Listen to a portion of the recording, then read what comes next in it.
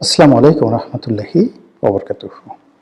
সম্মানিত দর্শক, নির্বাচনের মৌসুম চলছে। আমরা ফেসবুক, টুইটার, ইউটিউব, সামাজিক মাধ্যম সহ অন্যান্য যে সকল জাতীয় গণমাধ্যম রয়েছে, সেই সকল গণমাধ্যমে যে সকল এলাকাতে রাজনীতির যে বিরোধ আছে, সেই বিরোধের গল্পগুলো বড় করে ছাপা হচ্ছে বা প্রকাশিত হচ্ছে।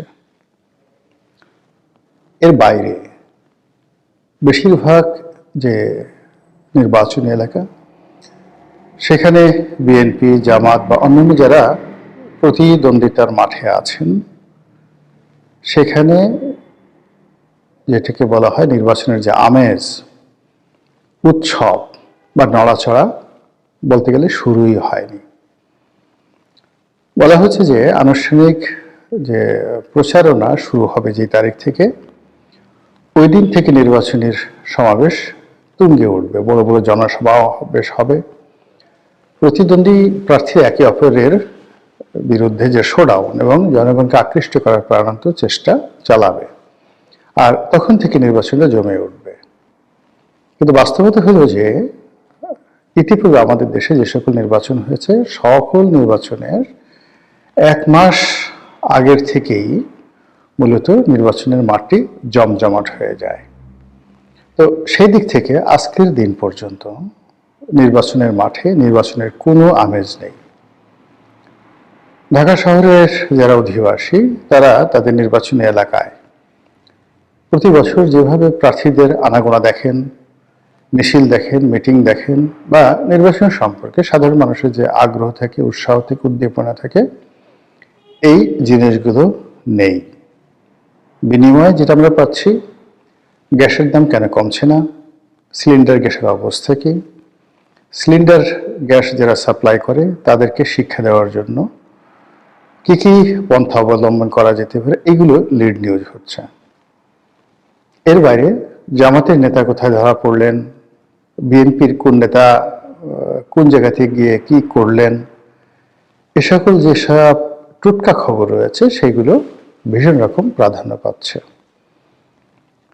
আমাদের দেশের রাজনীতির যে গুরুত্বপূর্ণ ব্যক্তিবর্গ যারা রয়েছেন, তাদেরকে বাদ দিয়ে মার্কিন রাষ্ট্রদূত যিনি বাংলাদেশে নতুন আসলেন, তিনি কেমন, তারপর তিনি কার পক্ষে থাকবেন, তিনি কি সিদ্ধান্ত দিবেন, এগুলো নিয়ে মানুষ মাতামাতি করছে।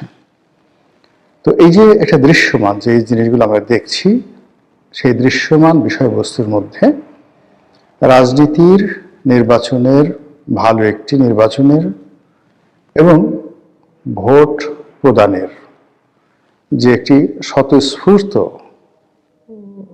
অবস্থা ফুটে ওঠে, তার কিয়দাংশ, একেবারে অল্প অংশ আমরা দেখতে পাচ্ছি না। বরং বর্তমানে এই জমানাতে বসে যদি কেউ বলে অসাধারণ একটি নির্বাচন হচ্ছে, শতকরা 80% ভোটাররা ভোট কেন্দ্রে উপস্থিত হবেন, মনের আনন্দে জাগো বাহে কণ্ঠে সবাই বলে ধানের শীষ দাড়িপাল্লাতে ভোট দিবেন, ট্রাক মাখায় ভোট দিবেন। এই কথাকে একটু গুলিস্তান মোড়ে বলে আসেন, মিরপুর শাহালির মাজারের কাছাকাছি বলে আসেন, বা অন্য বিভাগীয় শহরের যে জনগুরুত্বপূর্ণ এলাকাতে গিয়ে আপনি যদি এই কথা মাইকে বলেন, সব লোক একেবারে বলবে যে এটার কুল্লু খালাস, মানে একেবারে বদ্ধ উন্মাদ হয়ে গেছে এই লোকটি। তো বুঝতেই পারেন যে নির্বাচনের যে দৃশ্যমান যে বিষয়গুলো, তার সঙ্গে মানুষের মনস্তাত্ত্বিক, মানুষের চিন্তা চেতনা, আশা আকাঙ্ক্ষা, তার কোনোটির মিল নেই। আর যখন আপনি রাজনীতিতে ইতিবাচক কোনো কিছু আশা করবেন, সেই ইতিবাচক আশার 1 নম্বর কন্ডিশন বা শর্ত হলো আপনার মন যা বলবে এবং ঠিক সেভাবে আপনি চিন্তা করবেন। আপনি যেভাবে চিন্তা করবেন ওইভাবে আপনি কাজ করবেন, আপনি যেভাবে কাজ করবেন ওইভাবে মাঠের আওয়াজ বের হয়ে যাবে। এখন আপনি নিজে চিন্তা করুন যে আপনি ভোটের কথা কয়বার চিন্তা করছেন। একজন লোককে আপনি এমপি বানাবেন, এই এমপি বানানোর জন্য আপনি কতটা উদ্যোগী, আশান্বিত এবং যাকে বলা হয় অংশগ্রহণ করতে আগ্রহী, নিজের কাছে প্রশ্ন করেন, তাহলে বুঝতে পারবেন যে যা দেখছি তা সত্য নয়, যা শুনছি তাও সত্য নয়, আর যা হবে তাও সত্য নয়।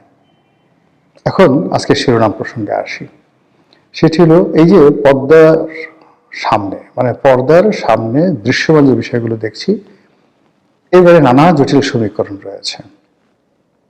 পর্দার আড়ালের খেলাধুলা, এবং সেই খেলাধুলার কারণে গত 17টি মাসে অন্তত 17 দাগনে 34টি ভিন্ন ভিন্ন পরিবেশ পরিস্থিতি আমাদের দেশে উদ্ভব হয়েছে। এবং এক একটা পরিবেশ এবং পরিস্থিতির কারণে মনে হলো এই বুঝি নতুন কিছু হচ্ছে, এই বুঝি এর রাজনীতি শেষ হয়ে গেল, এই বুঝি অন্যের রাজনীতি এলো, এই বুঝি আপাটুস করে ঢুকে পড়লো, এই বুঝি ভারত এটা করলো, এই বুঝি আমেরিকা এটা করলো। তারপর সেন্ট মার্টিন থাকবে কি থাকবে না, মায়ানমারে করিডোর দেবো কি দেবো না, মায়ানমারের সঙ্গে যুদ্ধ হবে কি হবে না, তারপরে আমরা যুদ্ধ বিমান কিনবো কি কিনবো না, আমেরিকা থেকে কিনবো না, ফ্রান্স থেকে কিনবো না, তুরস্ক থেকে কিনবো, বাংলাদেশে কারা কারা আছে দালাল, আইএসের দালাল কারা, ভারতের দালাল কারা, আমেরিকার দালাল কারা, তুরস্কের দালাল কারা। 17 মাস ধরে আমরা যে তর্ক বিতর্ক করছিলাম এবং 34 রকম পরিবেশ পরিস্থিতি আমরা তৈরি করেছিলাম, তা জনাব তারেক রহমান সাহেবের দেশে আসার সঙ্গে সঙ্গে একেবারে মাটি চাপা পড়ে গেছে। আমি তখন বলেছিলাম যে বাঙালির যে আবেগ, এটি 48 ঘন্টার বেশি থাকে না। বিশ্বাস যদি না হয়, এখন তারেক রহমান সাহেবের বাসার সামনে গিয়ে দেখে আসেন, আর উনি যে অফিসে বসেন সে অফিসে কজন লোক গেটের বাইরে দাঁড়িয়ে আছে, কজন লোক ভিতরে যাচ্ছে, কারা যাচ্ছে কারা আসছে, এটুকু শুধু দেখে আসেন, তাহলে আপনি বুঝতে পারবেন যে এই আবেগপ্রবণ বাঙালি আসলে কি করে। কিংবা এখন যে আপনি শহীদ ওসমান হাদির পরিবারের খোঁজ নেন, তাদের বক্তব্য শুনেন, তার কবরের কাছে যান, বেগম জিয়ার কবরের কাছে যান, তারপরে সংসদ ভবনের সামনে দিয়ে একটু ঘুরে আসেন, তাহলে আপনি বুঝতে পারবেন যে আবেগ এবং বাস্তবতার মধ্যে কতটা পার্থক্য রয়েছে। তো যেটা বলছিলাম যে আমাদের এই পর্দার সামনে যে সকল রাজনীতির খেলাধুলা হয় আর পর্দার আড়ালে যে সকল খেলাধুলা হয়, শেষ পর্যন্ত গত 17 মাসে আমরা যেটা দেখেছি, পর্দার আড়ালের খেলাগুলো জয়ী হয়ে যায়। বিএনপির মতো একটা বড় দলকে নাস্তানাবুদ করার জন্য, বিপর্যস্ত করার জন্য, পরাজিত করার জন্য যে শক্তিগুলো পর্দার আড়ালে খেলছে দেশের ভিতরে এবং দেশের বাইরে, তাদের সেই খেলাধুলার কারণে বিএনপি রাজনীতির ময়দানে ক্রমশ একা হতে হতে এখন একেবারে রীতিমতো তানহাই, নিঃসঙ্গ হয়ে পড়েছে। বিএনপির যে সকল পলিটিক্যাল বন্ধুবান্ধব আছে, তারা বাংলাদেশের রাজনীতিতে অনেকেই দেখা গেল কেউ আওয়ামী লীগের এজেন্ট, কেউ জামাতের এজেন্ট, জামাত তাদেরকে লালন পালন করেছে, B team, C team, D team বানিয়েছে, গুপ্ত শক্তি বানিয়েছে, বিএনপির মধ্যে ঢুকিয়ে দিয়েছে। এরকম অসংখ্য লোক যাদের কারণে বিএনপির মধ্যে অভ্যন্তরীণ দ্বন্দ্ব এবং সংঘাত চরম আকার ধারণ করেছে। এমনকি একেবারে ঘোরতর বিএনপি করেন, কিন্তু তার আসলে মনোনয়ন পাওয়ার কোনো যোগ্যতা ছিল না, কিন্তু মনোনয়ন দেওয়া হয়েছে তাকে। আর অন্যদিকে যে ভদ্রলোকের বা যে ভদ্রমহিলার মনোনয়ন পাওয়ার কথা ছিল, সে মনোনয়ন পায়নি। তো যে মনোনয়ন পেয়েছে, বলা হয়ে থাকে তাদের অনেকের সঙ্গে হয়তো জামাতের আন্ডার টেবিল একটা সম্পর্ক রয়ে গেছে। এর মধ্যে বিএনপির যে গত 15 বা 20 বছরের যে লড়াই সংগ্রামের মাঠে যারা বীর পুরুষ ছিলেন বা বীর রমণী ছিলেন, দেখলাম যে এইবারের যে নমিনেশন থেকে শুরু করে রাজনীতির যে মেরুকরণ, তারা সবাই একে একে ঝরে পড়েছেন।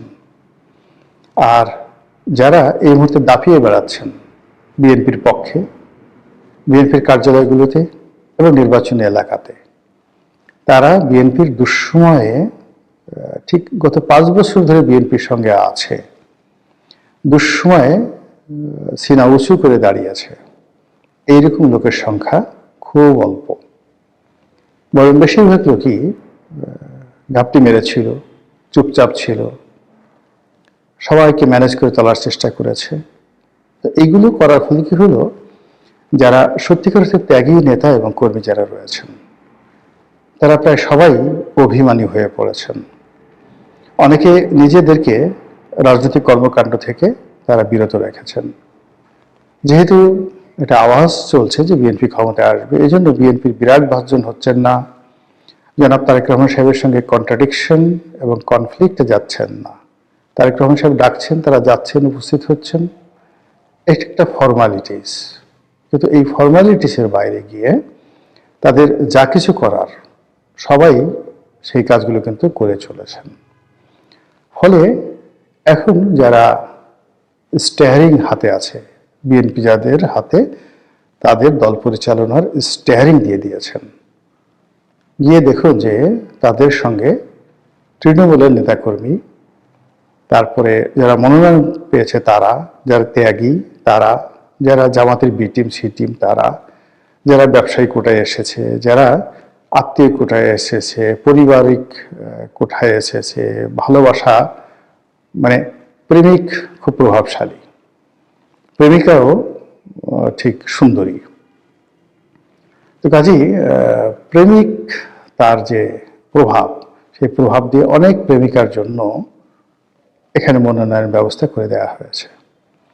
এই কর্মকাণ্ডগুলোর ফলে বিএনপি মূলত নিঃসঙ্গ হয়ে পড়েছে তার রাজনীতির অঙ্গনে, এবং এই নিঃসঙ্গতা বাড়তে থাকবে, প্রতিদিন বাড়তে থাকবে।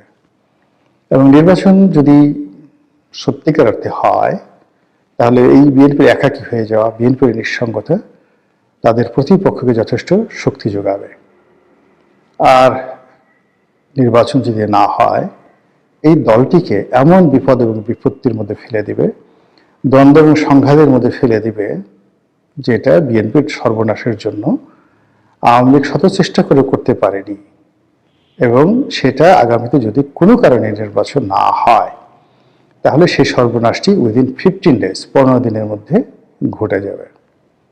এর বাইরে ধরুন নির্বাচন হলো, তারপরে যেভাবে আশা করা হচ্ছে সেইভাবে একটা ফলাফল হলো, কিন্তু সরকার পরিচালনা করতে গিয়ে বিএনপি কি সেই যে জাস্টিস সাত্তারের যে জমানা, সেই জমানার মতো বিপদে পড়বে, নাকি 91 সনের মতো তারা সফল হবেন? সত্যিকার অর্থে 91 সনে তারা একটা ভালো সরকার চালিয়েছিল, সেরকম সফল হবেন আশাবাদ ব্যক্ত করতে পারেন, তারেক রহমান সাহেবের উপর ভরসা রাখতে পারেন, আস্থা রাখতে পারেন। কিন্তু যদি আপনি রাজনীতির যে সূত্রগুলো আছে সেই সূত্রগুলো নিয়ে নাড়াচাড়া করেন, তাহলে আপনি দেখবেন যে নিঃসঙ্গ এবং একাকী হয়ে যাওয়া, এই দুটো লক্ষণ নিয়ে রাজনীতির ময়দানে কেউ কখনো কোনো কালে ভালো করতে পারেনি। মহান আল্লাহ সবাইকে হেদায়েত দান করুন এবং